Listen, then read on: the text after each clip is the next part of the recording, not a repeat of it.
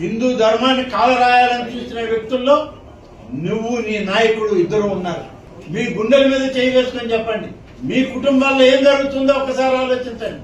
హైందవ సంప్రదాయాన్ని మీరు పాటిస్తా ఉన్నారా? హిందూ ధర్మ ప్రచారం ప్రకారం, హిందూ ధర్మం ప్రకారం, సనాతన ఆచారాల ప్రకారం మీ కుటుంబంలో జరిగే కార్యక్రమాలు జరుగుతూ ఉన్నాయా?